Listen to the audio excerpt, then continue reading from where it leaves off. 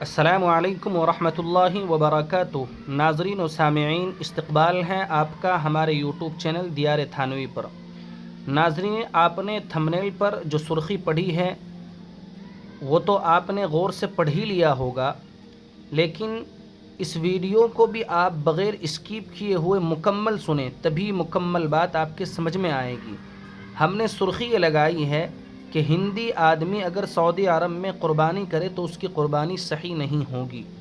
اور اگر آپ اس کو اسکیپ کر کر کے سنیں گے تو آپ کو بھی غلط فہمی ہو سکتی ہے، جیسا کہ اور بہت سے لوگوں کو غلط فہمی ہو رہی ہے۔ اس مسئلے کو ذرا تفصیل سے آپ یہ سنیں کہ عموماً ایسا ہوتا ہے کہ آدمی بقرعید کے تہوار پر بیرون ملک کہیں ہوتا ہے، جہاں وہ اپنا کاروبار یا جاب کرتا رہتا ہے، تو اپنی مشغولیت کی بنا پر بقرعید پر وہ گھر نہیں آ پاتا، تو قربانی میں وہ یہ ترتیب بنا لیتا ہے کہ اپنے ملک یعنی اپنے وطن میں وہ اپنے گھر والوں کو کہہ دیتا ہے کہ میرا حصہ وہیں لے لینا،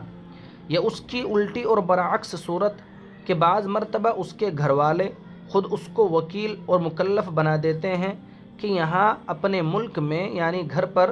حصے نہیں مل پا رہے ہیں، یا اگر مل رہا ہے تو مہنگا مل رہا ہے، اچھا نہیں مل رہا ہے، تو ہماری طرف سے بھی وہیں قربانی کر لینا۔ تو اس کی مثال یہ بن سکتی ہے، مثلا ہندوستان کا آدمی اپنے کسی بیٹے کو جو سعودی عرب میں مقیم ہے، وہیں پر رہتا ہے، یہ کہہ دے کہ ہماری طرف سے بھی وہیں پر قربانی کر دینا، تو ایک ملک والے کی قربانی دوسرے ملک میں ہوگی یا نہیں؟ اس سلسلے میں اصل بات جو بتانی مقصود ہے وہ یہ ہے کہ ایسی صورت میں بہت سی مرتبہ ایسا ہو جاتا ہے کہ قربانی کرنے والے کی جگہ بقرعید کا دن ابھی نہیں آ پاتا، اور جہاں وہ جانور جس میں اس کا حصہ یعنی دوسرے ملک میں وہاں بقرعید ہو جاتی ہے، جیسے ہندوستان اور سعودی میں ہوتا ہے کہ سعودی میں بقرعید ہو جاتی ہے اور ہندوستان میں نہیں ہو پاتی، تو اگر ہندی آدمی کی طرف سے پہلے ہی دن سعودی عرب میں قربانی کی جائے گی تو یہ قربانی صحیح نہیں ہوگی، کیونکہ ابھی اس پر وقت کے نہ آنے کی وجہ سے قربانی واجب نہیں ہوئی ہے۔ اس سلسلے میں آپ ذرا اس بات کو تفصیل سے سمجھیں، بڑی کتب فقہیہ کی روشنی میں آپ تفصیل سے آپ یہ بات سمجھنے لگے کہ جو عبادات مسلمانوں پر فرض و واجب ہیں عموماً ان میں دو چیزیں ہوتی ہیں، ایک تو نفس وجوب یعنی مکلف کے ذمے کسی عبادت کا لازم ہونا، ایک ہوتا ہے وجوب ادا یعنی مکلف کے ذمے کسی عبادت کے واجب اور لازم ہونے کے بعد ذمے سے بری ہو جانا، اپنی ذمہ داری سے سبکدوش ہو جانا، اس کی ادائیگی کا واجب ہونا۔ اب آپ کتابوں کی روشنی میں یہ بات بھی سمجھیں کہ جو نفس وجوب ہوتا ہے عام طور سے یہ اوقات اور وقت کی وجہ سے ہوتا ہے، اور وجوب ادا یہ اللہ تبارک و تعالیٰ کی طرف سے جو خطاب ہوتا ہے، جو اللہ خطاب اور حکم دیتے ہیں اس کی طرف سے وجوب ادا ہوتا ہے، یعنی مختصر لفظوں میں آپ یہ کہہ سکتے ہیں کہ ذمے میں جو چیز واجب ہو رہی ہے وہ وقت کے اور سبب کے آنے کی وجہ سے ہو رہی ہے،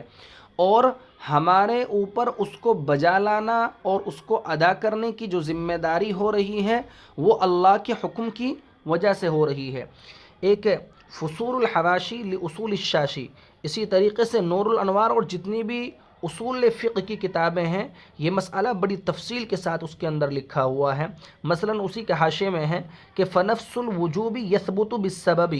کہ نفس وجوب وہ سبب سے ثابت ہوتا ہے، وہ وجوب الاداء بالخطاب ای الامر، اور وجوب ادا خطاب سے یعنی اس امر سے جو سبب کے متحقق ہونے کے بعد متوجہ ہو۔ اس کی ایک مثال انہوں نے دی ہے، وَهَذَا كَوُجُوبِ الثَّمَنِ عَلَى الْمُشْتَرِي يَثْبُتُ بِنَفْسِ الْبَيْعِ وَأَمَّا أَدَاؤُهُ فَإِنَّمَا يَجِبُ عِنْدَ مُطَالَبَةِ الْبَائِعِ، یعنی یہ مثال یہ دینا چاہتے ہیں کہ جس طریقے سے جب ہم کسی دکاندار کے پاس کوئی چیز خریدتے ہیں تو خریدنے کے بعد ہمارے نفس چیز کو خریدنے کے بعد ہی ہمارے اوپر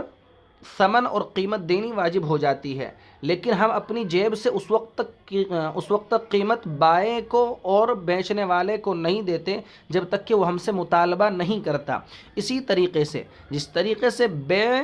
نفس بیع سے ہی ثمن اور قیمت واجب ہو گئی، لیکن جب بائیں نے مطالبہ کیا اس وقت ہم نے اس کو قیمت دی، اسی طریقے سے نماز، روزہ اور عید، قربانی جو ہے یہ جب وقت آتا ہے تو یہ ہمارے ذمے میں واجب ہو جاتی ہے، لیکن ادائیگی ہم اس وقت کرتے ہیں جب اللہ کی طرف سے خطاب ہوتا ہے۔ اب اصل بات سمجھیں، اصل بات یہ ہے کہ جس عبادت کے نفس وجوب کا سبب وقت ہوگا، جیسا کہ بقرعید کے اندر ہے، عید الاضحیٰ میں جس عبادت کے نفس وجوب کا سبب وقت ہوگا، اس عبادت کے واجب ہونے میں مقامی وقت کا اعتبار ہوگا، دوسری جگہ وقت شروع ہونے کا اعتبار نہیں ہوگا، اور دوسری جگہ وقت شروع ہو جانے سے وہ عبادت مکلف پر واجب بھی نہیں ہوگی، جیسا کہ نماز ہے، روزہ ہے، عید میں اسی پر عمل ہوتا ہے۔ مثلا اگر میں ہندوستان کا باشندہ ہوں تو ہندوستان میں اگر ظہر کی نماز کا وقت 1 بجے ہو رہا ہے تو میں 1 بجے ہی میرے اوپر واجب ہوگی، تو میں جہاں رہ رہا ہوں، جس ملک میں رہ رہا ہوں، اسی وقت کا اعتبار ہوگا۔ تو یہاں بھی آپ سمجھیں، واجب قربانی کی ادائیگی کے لیے مالک قربانی کے مقام پر وقت قربانی یعنی سبب وجوب شروع ہو کر اس پر قربانی واجب ہونا، اور جہاں قربانی کا جانور ذبح کرنا ہے وہاں بھی وقت قربانی شرط ادا کا موجود ہونا ضروری ہے۔ مذکورہ بالا تمام اصول و مسائل سے یہ حقیقت مکمل طور پر واضح ہو گئی کہ جب تک کسی مکلف کے مقام پر، مقام کا مطلب ہے جہاں وہ رہ رہا ہے، قربانی کا وقت شروع نہ ہوا ہو تو اس پر قربانی واجب نہیں ہوتی، اور نفس وجوب سے پہلے واجب قربانی کی ادائیگی صحیح و جائز نہیں ہوتی ہے۔ اسی بات کو ہم دوسرے انداز میں یہی کہہ رہے ہیں کہ مثلا ہندوستان کا رہنے والا ایک آدمی ہے اور وہ اپنی قربانی سعودی عرب میں کرانا چاہتا ہے، تو ہندوستان میں تو ابھی عید آئی بھی نہیں ہے اور وہاں عید آ چکی ہے، تو وہاں جو اس کی قربانی پہلے دن ہی ہوگی تو یہ مانی نہیں جائے گی، کیونکہ وہاں جو قربانی نہیں اس کی طرف سے کی جا رہی وہ اس کا وکیل کر رہا ہے، اور جو اصل وکیل بنانے والا موکل ہے وہ یہاں ہندوستان میں ہے، یہاں بھی قربانی کا وقت آیا نہیں، جب قربانی کا وقت آیا نہیں تو اس کے ذمے میں نفس وجوب ہوا بھی نہیں۔ دارالعلوم دیوبند کا اس سلسلے میں فتویٰ آپ سنتے جائیں۔ دارالعلوم دیوبند کا فتویٰ یہ ہے کہ مضحی یعنی قربانی کرنے والے پر نفس وجوب کے بعد ہی قربانی صحیح ہوگی، اور آگے وہ لکھتے ہیں کہ جہاں جانور قربان کیا جا رہا ہے وہاں قربانی کا وقت باقی ہونا ضروری ہے، پس اگر سعودیہ میں 13 ذی الحجہ ہو جائے اور ہندوستان میں 12 ذی الحجہ ہو تو سعودیہ میں قربانی نہیں ہو سکتی۔ کس کی؟ یعنی جو ہندوستان میں رہنے والا آدمی ہے تو اس کی قربانی سعودیہ میں نہیں ہو سکتی، اگرچہ ہندوستان میں 12 ذی الحجہ ہے اور سعودی میں 13 ذی الحجہ ہے، تو 13 ذی الحجہ میں قربانی وہاں اس کی نہیں ہو سکتی، کیونکہ مکان اضحیہ میں قربانی کا وقت ختم ہو گیا ہے، جبکہ یہ بھی شرط ہے۔ تو خلاصہ یہ نکلا کہ وقت کے آنے سے پہلے بھی قربانی نہیں ہو سکتی اور وقت کے جانے کے بعد بھی قربانی نہیں ہو سکتی، اور یہ صورت ہندوستان کا آدمی اگر اپنے کسی بیٹے کو کہہ کر کے اپنی قربانی وہیں کرائے سعودی عرب کے اندر،